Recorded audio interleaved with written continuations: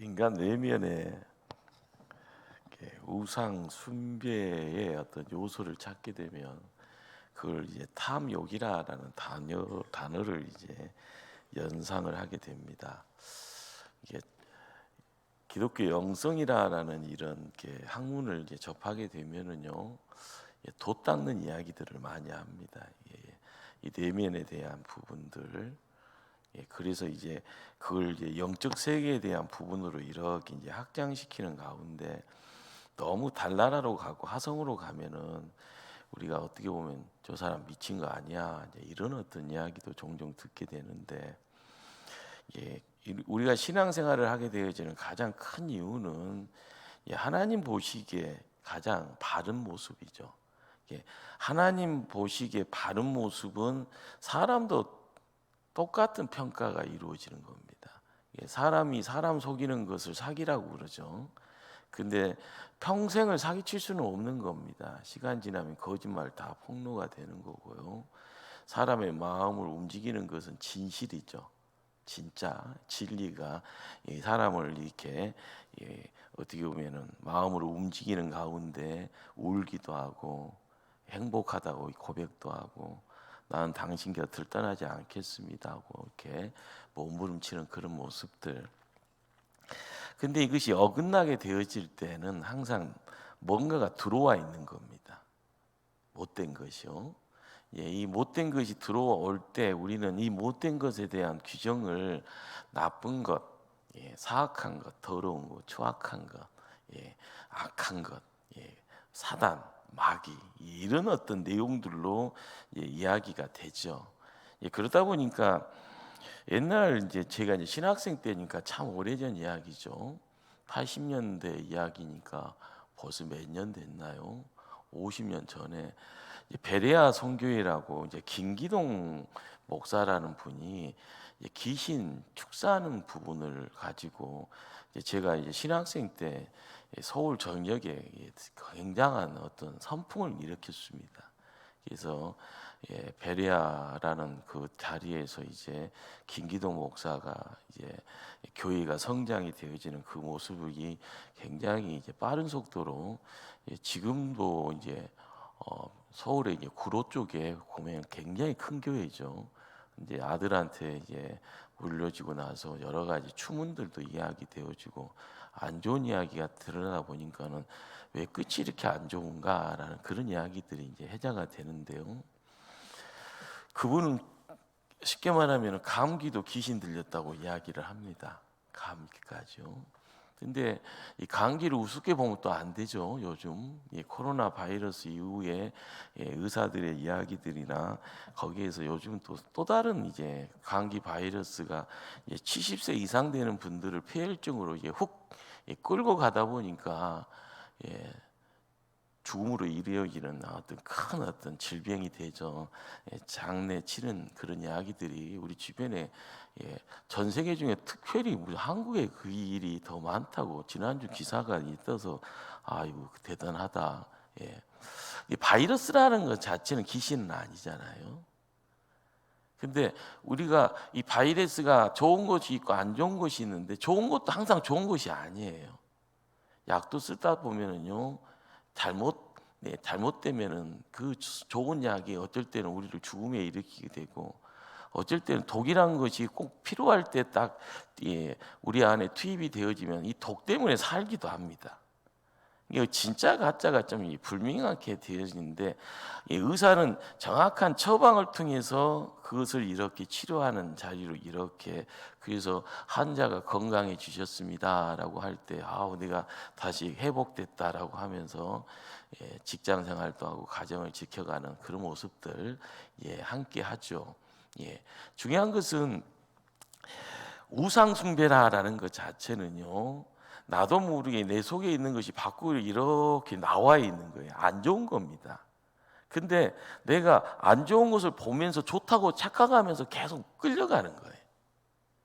근데 오늘 이게 10가지 계명이 마지막 되어지는 10번째 이 계명이 어떻게 하면 다른 말로 이야기하면 탐욕이에요. 탐욕. 우리 다시 한번 17절을 한번 합독할까요? 내 이웃의 집을 탐내지 말라. 내 이웃의 아내와 그의 남종이나 그의 여종이나 그의 소나 그의 낙이나 무릇 내 이웃의 소유를 탐내지 말라. 예. 우리는 이제 이것을 이게 유식한 말로 이것이 뭐요라고 하면은 이게 탐욕이라는 거예요. 근데 이 탐욕이라는 것이 나도 모르게 내 안에 있는 것을 밖으로 이렇게 이게 드러내게 되었을 때 이것이 이 탐욕이라는 이 단어 속에서 나도 모르게 내가 관심을 두고 있는 거예요. 포기 못 하겠다는 거예요. 그런데 남의 집 남편이 있는 여자를 바라보면서 이렇게 관심 두고 나 포기 못 하겠다고 이야기하면서 집안을 망가뜨리냐고요. 이거 불륜이라고 그러잖아요. 예. 이것이 다른 말로 하면 불륜이라는 것에 속에 뭐가 있어요? 탐욕이 있다는 거예요. 학생 때 보면은요, 보통 남의 거 훔치는 것이 뭐 장난 비슷하게 이야기 되어집니다. 그래서 바늘도둑이 뭔 된다고요? 소도둑 된다고 그러죠.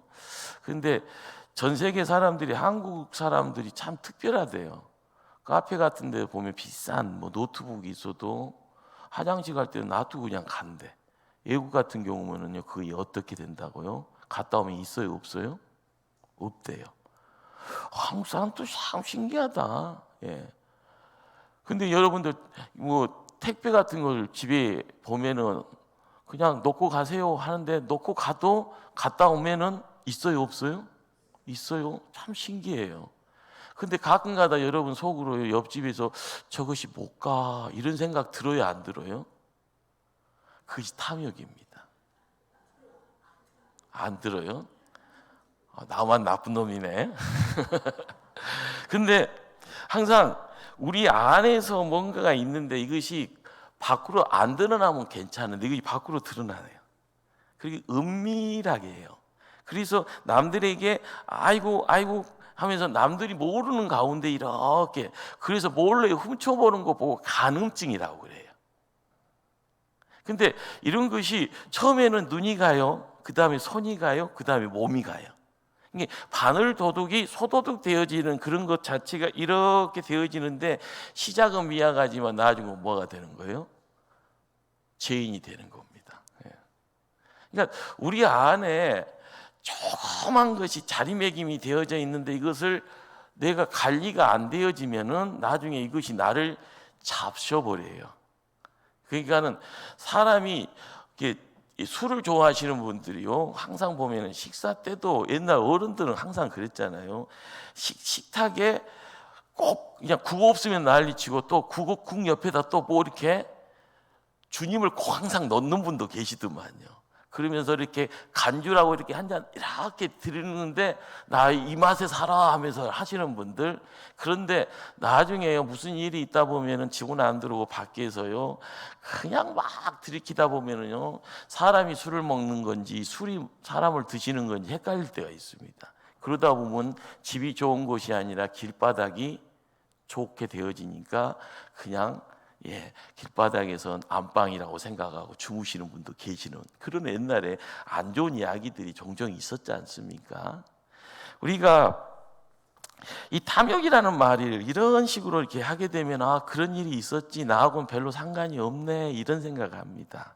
자, 그런데요 이 속에 있는 이 조그만 안 보이는 이런 내용들 여러분들 잘 되면은요 누구 탓? 내 탓. 잘 되면은 내 공로. 잘못되면은요 조상 탓, 잘못되면은요 남 탓. 여러분들이 이런 말을 종종 하고 있다 보면은요 거기에는요 나도 모르게 누가 들어와 앉아 있습니다. 그것이 탐욕이에요. 전혀 이게 다른 이야기처럼 보이잖아요. 그런데 항상 잘 되면은 내 탓이에요. 내 공로, 내가 힘써서 됐어라고 이야기. 그런데 보면은 안 되면은 잘못되면은요 누구 탓하고 있어요? 조상 탓하고 있고요, 부모 탓하고 있고요. 벌써 나는 병들어 있는 거예요. 내 안에 누가 들어와 있어요. 그 들어와 있는 것을 탐욕이라고 그런답니다.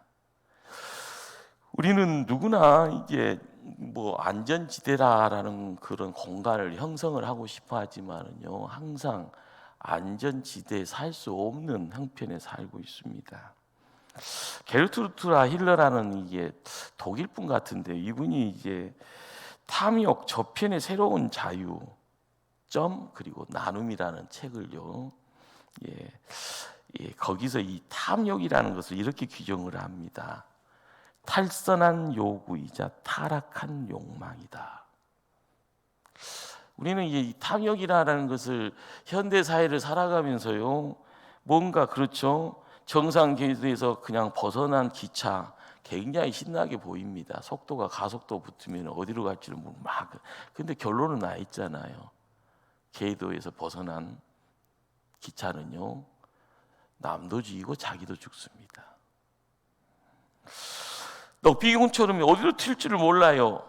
그러나 이 넉비공이 튀기만 하는 것이 아니라 뾰족한 끝을 통해서요, 나중에는요, 남에게 상처를 주기도 하고 남에게 평생의 어려움을 또한 선물하기도 합니다.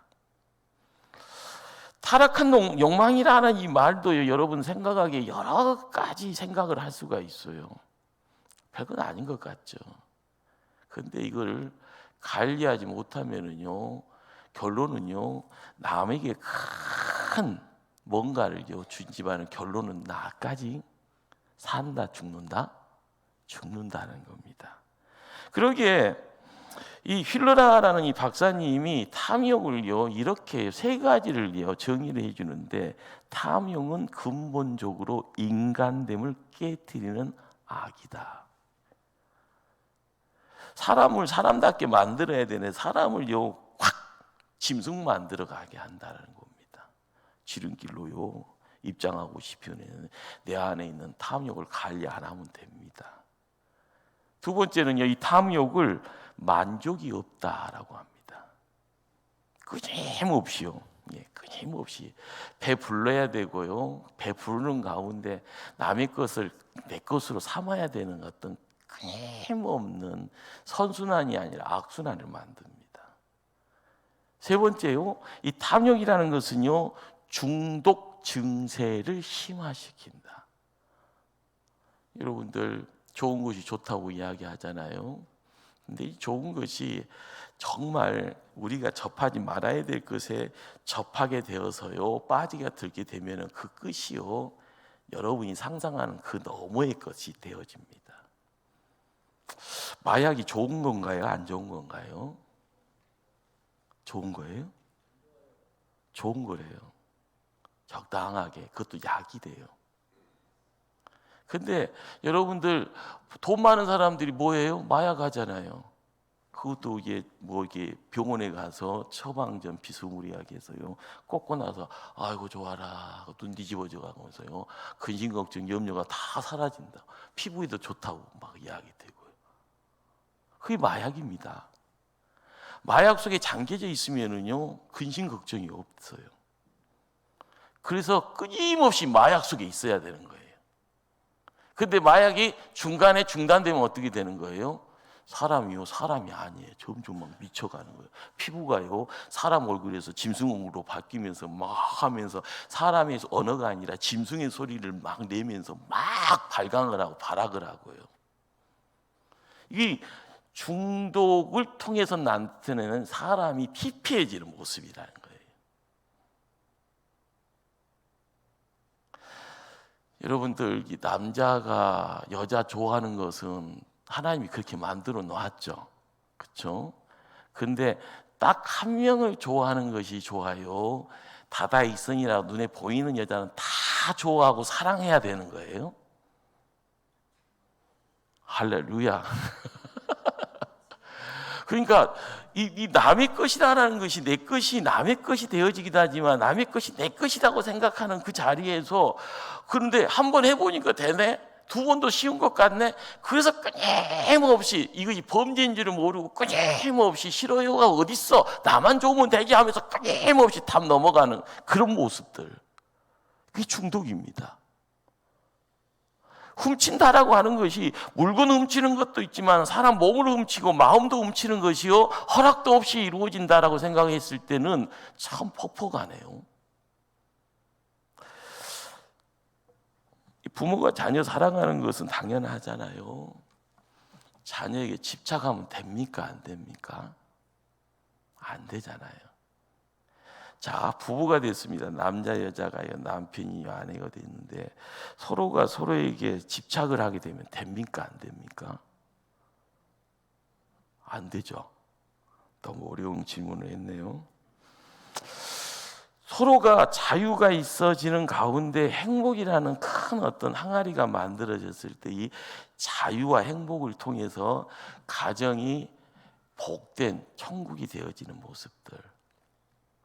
자, 그런데 이 한국 사회가 특별히 전 세계 중에 부모가 자녀에게 집착하는 것이요. 옛날 일제 때부터 6.25 전쟁을 통해서 피폐된 상황 속에서 경제 개발 도상국이라는 거 잘 살아보세라는 그것 때문에 내가 못 배운 거 너라도 잘 배워야 된다. 그래서 대학교에다가 올인하고 그것도 서울대에다가 올인하고 서울대에다가 올인하는 사람은 이제 스탠포드 에일대 올인해서 비행기 안 타가면 큰인 것처럼요.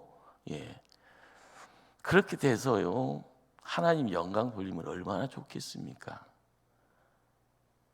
나중에는 자녀들이 부모 욕합니다.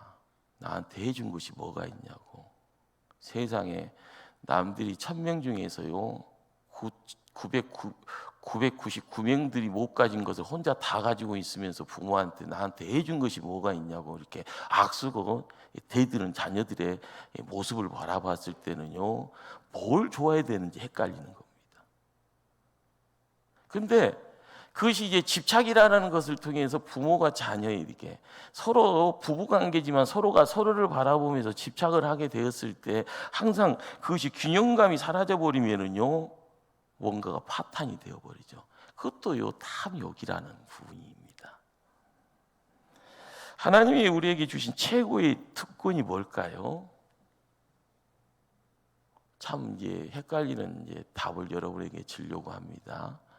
자유자가 되는 겁니다. 제가 이제 우리 집사람이 FM이라서 차 타고 가다가 한 번 또 싸웠는데 제발 이 손가락이 몇 개예요? 10개인데 그게 어디에서 나왔냐고 막 하나님이 십계명을 준 이유는 뭐라고 그랬어 제가? 손가락이 10개니까. 우리 집사람은 이해가 안 돼 이것이. 지금도 이해가 안 되는가 봐요. 여러분도 이해 안 되죠? 그 교과서에 나온 이야기 아니에요. 홍성범이 만든 이야기지. 손가락을 10개를 만들어 놓은 이유는 하나님이 만들어 놨지 홍성범이 만든 거 아니에요. 근데 거기에 10개하고 십계명의 10개가 같다라는 소리예요.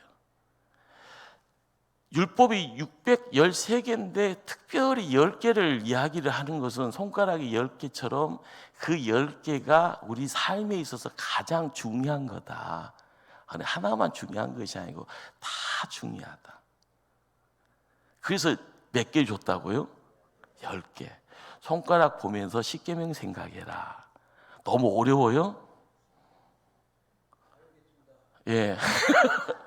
근데 성경 어디에 그것이 나왔냐고 막 하는데 내가 답을 할 수가 없네.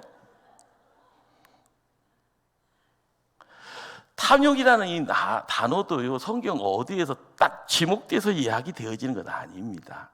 자, 그런데 성경을 창세기부터 요한계시록까지 읽어가는 가운데 인간의 못난 모습을 보면서요 죄인 되는 가운데 정말 하나님 붙잡고 있어야만이 뭔가가 소망이 있고 희망이 있고 다시 온전해지는 가능성이 있는데 그거 안 돼서 하나님이 이 땅에 오셨는데 그분이 예수님이고 그래서 그분을 성자 하나님이라고 이야기하고 그분이 방법이 없어요. 그래서 하나님이 만든 방법이 뭔가 하면은 저것들 살려고 하면은 보여지는 사람이 아니라 보이지 않는 우리를 다스리려고 하는 그 보이지 않는 존재 사단 마귀에게 딜을 해야 되기 때문에 그러잖아요.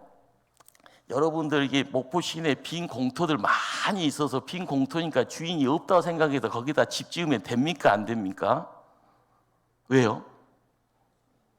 집이 주인이 있으니까 난리잖아요. 나중에 누가 내 허락도 없이 여기다 집 지었냐고 막 하면서 맥주하려고 그러다 잘못하면 감옥 가잖아요. 여러분들, 나의 주인이 누구예요? 예? 나예요? 누구예요? 그거 성경에 나왔어요? 안 나왔어요? 성경 읽으면 다 아는 이야기예요. 근데 홍성범 주인이 하나님이라고는 성경은 안 나왔어요. 중요한 것은 예수님이 이 땅에 오시기 전까지요, 하나님이 주인인데 하나님이 주인이 아니다고 하면서요, 주소지를 옮겨놔 버렸네. 어디로요? 사단 마귀한테. 그러니까 사단 마귀가 뭔 말만 하면요, 딸랑딸랑 저 여기 있어요, 시키는 대로 다 할랍니다, 딸랑딸랑. 그러는 가운데 내 안에 탐욕이라는 흔적이 남아있는 겁니다. 이 탐욕이라는 것 자체가 내 안에서 몸 밖으로 나갈 때 우리는 하나님 편에 온전히 세울 수 있는 보여지는 바가 있어서 방향이 잡혀지고요, 그분이 내 안에 들어오면 내 안에서 주인 내 자리에 앉게 되어지면 내가 거룩한 성전이 되어져요. 내 안에 예수님이 함께 계시네요. 그분이 나에게 계속 뭔가를 주시네요. 그것이요, 은혜 중에 허락되어진 거룩입니다. 거룩의 내용이 말씀을 통하여서 나에게 생명을 이야기하고 빛을 이야기하고요, 능력을 이야기를 합니다. 옛날에 한두 대 맞고 나서 낑낑거리면서 어디 가서 하소연도 못하고 머리 차박고 입을 뒤집어 쓰고 끙끙댔지, 이게 아니다라고 이야기하는 거예요. 무시하는 자, 와서 타박하는 자, 뭔가에 의해서요, 나쁜 짓을 시키게 하는 모든 것들을요, 아니다라고 이야기하고요, 반항하라고 이야기하고요, 싸우라고 이야기하고요, 내 안에 있는 능력 가지고 나아가서 무찌르라고 이야기합니다. 십계명을 통하여서 우리가 정신이 바짝, 근데 이것이 하도 오래전 몇천 년의 역사를 가지고 우리 곁에 가까이 와 있으니까 좋은 줄을 모르죠. 갖고 있는 구절 속에서요, 파워풀한 어떤 내용들, 찐을 몰라요. 그러다 보니까 이 말씀이 가지고 있는 어떤 무게감에 대한, 그렇잖아요. 쓰면은 아는데 안 쓰니까 모르는 거고요. 그냥 그러려니 하다 보니까 머릿속에서 나도 모르게 사람인지라 지워버려요. 알면은 유식하지만은요, 지워버렸으니 뭐가 되는 거예요? 무식한 사람이 되는 거예요. 우리가 말씀을 알아가고 말씀을 붙잡고요, 기도의 자리를 하다 보면 나도 모르게 내 안에 하나님이 주시는 능력이 허락도 없이 내 안에 함께합니다.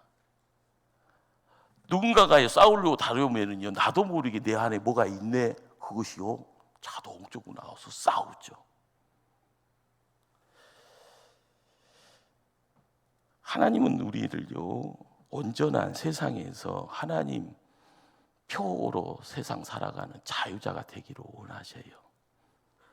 그래서 10가지 계명을 통해서요, 수직과 수평이라는 것을, 하나님과의 관계, 사람의 관계, 그래서 이제 6가지의 사람과의 관계를 통해서 마지막 10번째 계명을 우리가 접하면서요, 이 하나님과의 관계를 통해서도 자유자가 되어지면 하나님 앞에 예배자로 서는 것이 당연하죠. 예배 드리는 가운데서요, 세상에서 하나님 빼고로 살다 보니 내가 이기는 자가 됐습니다, 하나님께 영광 돌리는 사람이 됐습니다, 이렇게 이야기가 되어지는 거예요. 상세히부터 읽어가는 가운데 너 뭐 했냐 하면 아무것도 몰라요. 시키는 대로 했어. 누가? 마귀가 시키는 대로 했어요. 십계명을 통해서 하나님을 보라고 이야기하잖아요. 수직적인 하나님과의 관계를 통해서 수평적인 사람과 사람을 통하여서요, 행함을 통하여서 하나님의 사람은 이거 해야 된다라고 이야기할 때 이것 안 하면 큰일 난다는 거죠. 이것을 점하게 되어지면 그것이 죄다라는 겁니다. 한국 사람들은요, 목소리가 크면 이긴다고 하잖아요. 목소리만 크면 이긴대요. 그런데 목소리 큰 사람도요, 검사 앞에 딱 가고요, 판사 앞에 가게 되면은 깽깽깽깽거립니다. 목소리 갖고 안 되니까요. 여러분들이 세상 살면서요, 나는 다 가지고 있고 나는 힘이 있고 내가 많이 배웠다라고 이야기하면서 뭘 이야기해도 난 다 이겨먹을 수 있다라고 생각할지언정 검사 앞에 판사 앞에 가면은요, 내가 있는 죄가 다 뽀록 나잖아요. 판사가요, 구형을 때릴 때 당신은 죄가 없는 것처럼 보이는데 봤더니 10년은 감옥살이를 해야 되겠습니다. 그러면 감옥살이 하게 됩니다. 근데 요즘은요, 유전무죄의 세상이 돼버렸어요. 돈이 있으면은요, 무죄가 되고요, 돈이 없으면은요, 유죄가 되어지는 세상. 권력을 가지고요, 판사를 움직이고 권력을 가지고 검사를 움직이는 세상이 되어버렸으니까 진정한 하나님의 통치를 통하여서 하나님 나라를, 세상을 살아가기 위해서요, 믿는 성도가 뭘 붙잡아야 되는가? 말씀 붙잡아야 되는 겁니다.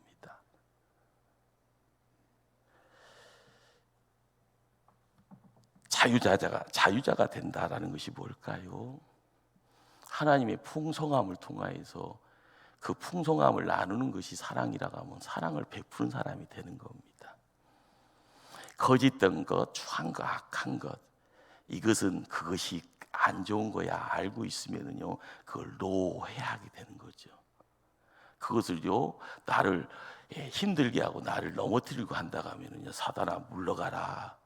예치는 가운데 내가 가야 될 길을 뚜벅뚜벅 걸어갈 때 그 길이요, 가시밭길처럼 보인다라 할지는 성경은 그 길을 시온의 대로라고 이야기를 합니다. 누구랑 함께 가니까요? 하나님과 함께 가니까요. 우리의 믿음의 자리를 통하여서요, 즐거워하는 가운데 꿈꿉니다. 행복하는 가운데 꿈의 내용이 실상이 되어지는 자리에서 5년 전에는 근데 지금은 뭐가 움직여지네.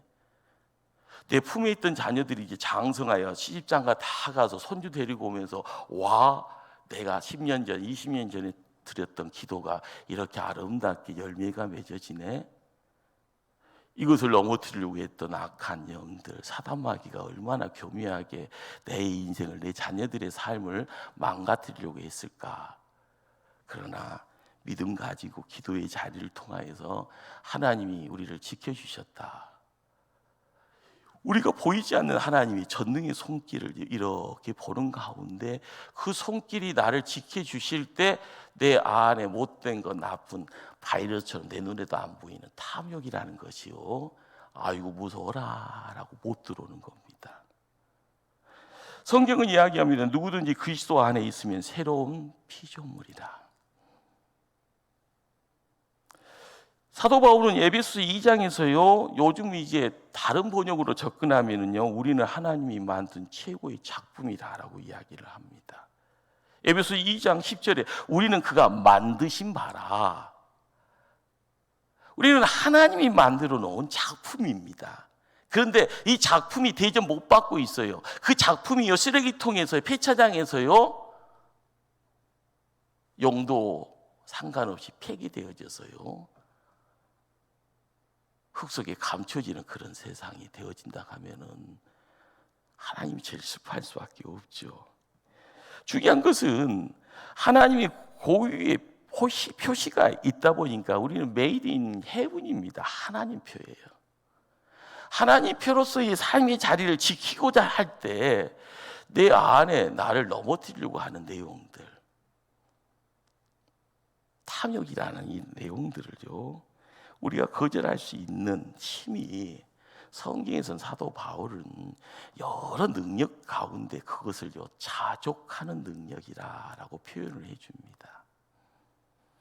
우리는 사도 바울이 이제 어떻게 보면 신약 성경에서 우리에게 던져주는 여러 선물들이 많습니다. 먼저 선행해서 실천하고요, 몸으로 고생하면서 얻어오는 어떤 교훈적인 내용들이나 영적인 어떤 성과물들을 서신서 편지를 통해서 우리에게 말씀을 남겨놓았기에요. 야, 그렇구나 이야기 되어질 때 조금이라도 시간을 세이브할 수 있고요, 돌아가는 것이 아니라 지름길로 갈 수 있는 그런 어떤 특권이 말씀을 읽다 보면 스스로가 느끼게 되죠. 사도 바울 그렇습니다. 예수 그리스도를 믿다 보면은 자족하는 자의 기쁨이 이거구나라고 이야기를 해요. 고생하는 것이 좋다고 손들고 가는 분이 있을까요, 없을까요? 뻔히 보이는 고생, 가면은 고생인데 그걸 좋다고 제가 할게요, 그거 보고요 미쳤다고 하죠. 근데 예수 믿다 보면 우리가 미쳐야 됩니다. 너무 이상한 소리 한다고 막 째려보는 분도 계시네요. 자, 세상 사람들이 미쳤다고 할 때 내가 예수 안에 있다 보니까 남들이 미쳤다고 하는 그 생각과 그 행동을 하게 된다는 거예요. 사도 바울이요, 예수 만나기 전에는 잘 나간 인물입니다. 너무 잘 나갔어요. 요즘 말로 이야기하면 권세를 갖고 있었고요, 그 권세로요 돈을 만들려고 하면은요 무궁무진하게 돈에게 비자금 같은 걸 만들 수 있는 능력까지요. 근데 예수 만났더니요 인생이요 날개가 꺾여서요 추락하는 인생 되고요, 남들이 갈 수 없는 곳을요 조여하고 갑니다. 그것이 땅끝까지요. 무슨 일 하려고? 복음 전하랍니다. 여러분들, 사도 바울이라는 인물을 성경을 통해서 자주 접해보니까 나도 사도 바울처럼 될 수 있겠거니 하는 생각 들잖아요. 여러분, 싹수가 노라면은요 그런 생각 갖고 있으면 안 돼요. 피곤해져요. 자, 그런데 예수님 알아가는 가운데 예수 그리스도를 통해서 내가 그렇게 할 수 있겠거니 하는 거기에 시작점에서 내가 이걸 감당할 수 있나? 그런 느낌이 있기 전에는요 나 사도 바울처럼 선교사 갈랍니다. 못합니다. 저 결혼하고 싶은데 저 싱글로 살랍니다. 그거 못해요. 남들처럼 부자 되고 싶은데요 어떻게 돈 없이 빈자로 살 수가 있겠나? 못해요. 그런데 사도 바울은요 내 인생의 앞날에 대해서 뭔가 핑크빛이 아니고 황금빛이 빛을 빌어내지는 않지만은 내가 그게 갈랍니다. 누구 만나서요? 예수 그리스도 만나서. 나는 네가 핍박하는 예수다. 이 소리 얼마나 깜짝 놀랐겠습니까? 나 이제 죽는 것 아니야. 갑자기 눈에 뵈는 것이 없어요. 강한 빛에 시력이 상실됐습니다. 그러나 귀는 청정은 살아있어서 소리는 들립니다. 나중에 아나니아의 기도를 통해서요 비늘이 벗겨지듯이 시력을 회복시키는 가운데 아라비아 강야 가서 고생했다는 말에 대한 그 실증은 학자들이 계속 연구를 하지만은요 거의 3년인지 10년인지 그걸 정확하게 이야기를 못합니다. 근데 대략적으로 아라비아 강야에서 3년의 시간을, 그러나 안디옥이라는 곳에서요 선교사 되어서요 발걸음 옮길 때 예수 만난 다음의 시점이 10년이 넘는 시간대가 흘러갑니다. 그러니까 하나님의 사람이 되어져 가는 과정은요 짠하고 나서 하나님 사람 되는 것이 아니라 끊임없이 마음속에 번민이 있고요 회의가 들고요 내가 한다 못한다에 대해서요 냉탕 온탕을 왔다 갔다 하는 가운데서 하나님이 원한 것을 드러낼 때 믿음의 그릇 되어져 가는 시간대가 필요한 거죠. 자, 그런데 그 시간을 통해서요 스스로가요 생각이나 말이나 행동하는 모든 것이 자족이라는 이것이구나, 없어도 살 수 있네, 주변에 친구 없이도 하나님과 함께 기도하는 가운데 이 일을 감당할 수 있네, 남들이 뭔가를 갖다 줘도 아이고 배고파 그래도 내 일이거니 생각하니까는 모든 시선이 이쪽으로 집중하고 뒤로 후퇴하는 인생이 아니라 걸음걸음 앞으로 갈 수가 있네. 믿음 생활하는 것이 참 어려울 때가 많죠. 사도 바울이요 빌립보서 4장을 통해서요 이 자족이라는 말을 어떻게 표현을 할까요? 죄송한데 우리 신약성경 빌립보서 4장을 한번 찾아갈까요?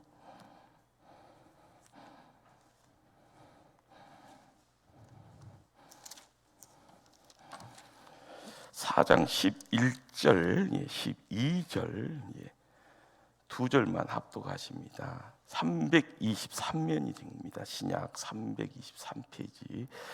빌립보서 4장 11절, 12절을 한 목소리로 합독합니다. 내가 궁핍함으로 말하는 것이 아니니라. 어떠한 행편이든지 나는 자족하기를 배웠노니 나는 비천에 처할 줄도 알고 풍부하에 처할 줄도 알아. 모든 일 곧 배부름과 배고픔과 풍부와 궁핍에도 처할 줄 아는 빛의 비결을 배웠노라. 우리가 교회 믿음 생활하면서요 13절 말씀을 굉장히 애창을 하고 암송하며 내게 능력 주시는 자 안에서 뭐 한다고요? 내가 모든 것을 할 수 있느니라.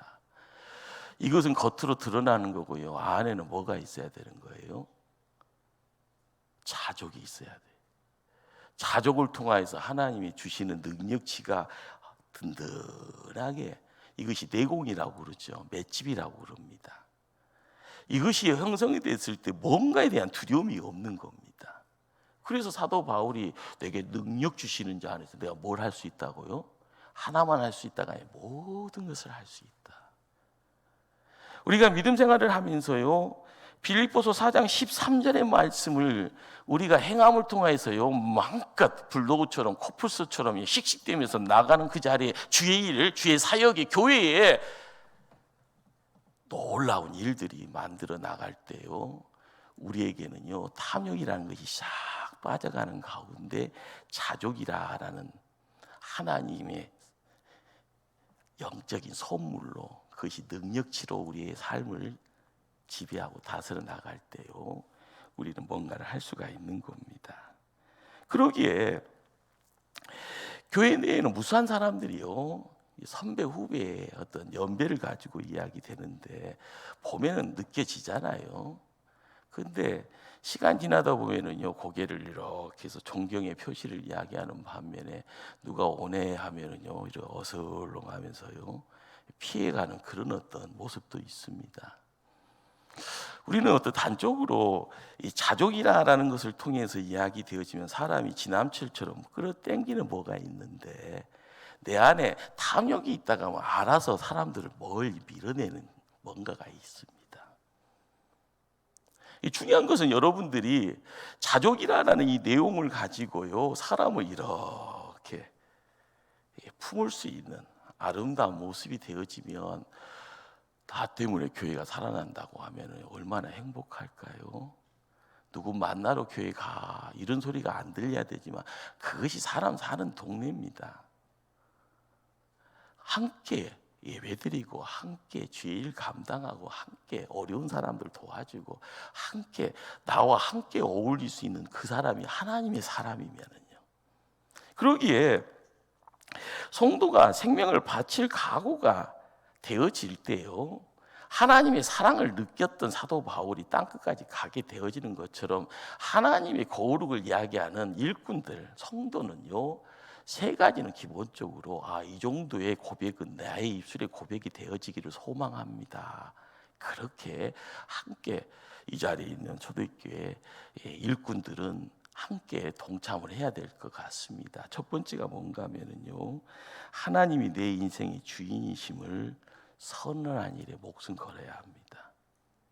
나의 주인이 누구다요? 하나님이다. 여러분들 다 알면서 말하기가 힘든 이유는요 중간에 뭐가 딱 걸려 있는 거예요. 생선에 가시가 박혀 있는 것처럼 진짜 하나님이 내 주인이요? 그러나 이 말이 자연스럽게 나올 수 있도록 뭔가를 이야기할 수 있는 그리고 두 번째는 내가 누군가를 사랑할 수 있다고 하면은요 목숨 걸고 사랑하겠다고 고백을 하셔야 되는 거예요. 집착하지 말고 뭐라고요? 사랑을 해야 되는 거예요. 부모가 자식을 사랑을 해야지 집착하면 안 되는 거예요. 가까운, 그렇죠. 나이 들면은요 부부밖에 없다고 그러잖아요. 그렇죠? 나만 이상한가? 부부밖에 없다고 그러잖아요. 자식도 다 떠나가 있으니까. 그러나 서로가 어떻게 해야 되는 거예요? 목숨 걸고 사랑해야 되는 거예요. 꼴보기 싫어도 사랑해야 되고 왼수 같아도 사랑해야 되는 거고, 그래야지 예수 사람 되어지는 가운데 예수 사랑이 모난 거 둥글둥글하다 보면 나중에는 예상치 못하는 가운데 선물이 찾아오는 겁니다. 누군가를 사랑한다라는 거 어렵죠. 그러나 사랑이라는 숙제가 우리에게 찾아 들어와 있으면 목숨 걸고 사랑해야 되는 겁니다. 그래야만이 내 안에 들어와 있는 탐욕이라는 이 내용이 더러워서 못 잊겠다고 나가는 거예요. 세 번째가 뭔가 하면은요, 하나님이 우리에게 맡겨주신 사명이 있어요. 이걸 소리로 들으면 소명이라고 하는 거고요. 일로 찾아오면 이게 사명입니다. 이것을요, 목숨 걸고 끝까지 가야 되는 겁니다. 근데 이것이 무너져 버리면은요, 항상 누군가의 소리에 귀가 커져서 누군가의 보여짐 속에서 야 나도 갈게, 나도 거기서 놀 수 있어, 내가 그것 얼마나 잘하는데 하면서 세상에 묶여가는 인생 되어버리면은요, 나는 탐욕에 열중하는 자가 됩니다. 그러다 보면 나는 사단 마귀의 딸랑이가 되어져 있는 겁니다. 나의 주인이 하나님이요, 나에게 사랑할 대상을 하나님이 주셨으면 목숨 걸고 살아야 되고요. 하나님이 나에게 맡긴 일이 있다 하면은요, 그 일, 그걸 가지고요, 목숨 걸고 끝까지 가야 됩니다. 내가 좀 10년만 젊었어도 할 수 있어, 그것 아니에요. 지금 이 시간에 음성 들려고 그 음성이 나에게 가시처럼 내 가슴을 가시처럼요 꽂혀서요 통증을 유발하지만 이것이 하나님의 음성이라 하면은요, 내 이 가시 껴안고 갈랍니다. 이렇게 하셔야 되는 거예요. 우리 영혼은 하나님이요 갈증과 목마름이라는 것을 허락해 놓았습니다. 이것이 온전한 처방전에 묶임 받지 아니하면 세상에 중독이라는 내용 속에서 끌려갑니다. 도박에 끌려가면 도박장 가야 되고요. 마약이 좋다 하면서 그 마약에 취해서 가는 거고, 아이고 놀아주는 사람이 없으니까는 세상에 주님이 조상오니 하면서 술에다가 머리 쳐박고 있어야 되는 거고요. 이성에게 관심이 두고 나서 내가 이 건강 주신 하나님께 땡큐 베르 마치, 그래서 끊임없이요 누군가를 찾으려고요 방랑객처럼 이쪽 저쪽 끼우거리다 보면은요 인생 금방 탈납니다. 중요한 것은요, 하나님이 만든 작품에는 그 영혼에 대한 부분이 목마름이 있다라는 것, 이 갈증이 있다라는 것, 이것을 다른 데서요 찾을 수 없다는 겁니다. 우리가 알아가야 될 것은 유일하신 그 해소자는요, 내 영혼의 갈증과 이 목마름의 유일한 해결자는 이 땅에 오신 예수 그리스도밖에 없습니다. 너무 딱딱하죠. 그러나 진리가 그거예요. 그러기에 예수님이 내가 주는 물을 그 속에서 영생하도록 솟아나는 샘물이 되리라. 주님과 함께 어울려가는, 먼 당신이 아니라 주님이 내 안에 함께 할 때 내가 365일이요 하루에 24시간을 주님과 함께 하고자 힘써갈 때마다 나의 구주 되신 예수님이 내 안에 나와 함께하게 되었을 때 나는 생수의 강이 흘러갈 줄 압니다. 탐욕이 우리 안에 생기기 시작되어지면은요 시간이 지나면 걷잡을 수가 없습니다. 그러나 미연에 방지하기 위해서는 내가 예수께 묶임 받아야 되고요, 내 품 안에 있는 자녀들이 예수 안에 먼저 접하는 모습들, 머리 크고 난 뒤에 싫어요, 못해요, 안 할 거예요 하면서요 부모 품을 떠나게 되어지면 걷잡을 수가 없는 겁니다. 중요한 것은 예수 말씀 앞으로 나와야 되고요, 예수의 은혜 가운데 세움 받아야 되고, 예수 사랑 속에서 그 목마름의 해결이, 갈증이 해소가 되었을 때 우리는 하루의 시간을 더할 때마다 전진하는 모습, 빛을 더하는 자의 모습, 하나님의 성령의 능력이 우리의 삶을 지배할 때마다 이루어지는 좋은 세상의 자리에 우리가 함께 세움받게 되어지는, 아주 옛날의 십계명이가 아닙니다. 지금의 우리의 삶의 만병통치약처럼요. 이것을 끄집어 낼 때마다 우리의 삶에 맞춰서 처방되어져 가는 아름다운 모습들이 우리에게는요 그리스도의 향기로서 우리와 함께하기를 원하는 자들, 교회 안에서의 이루어지는 내용들이 복의 내용으로 바뀌어지는, 그것을 지켜갈 수 있는 초대교회 신실한 종들 다 되기를 주님 이름으로 축원합니다.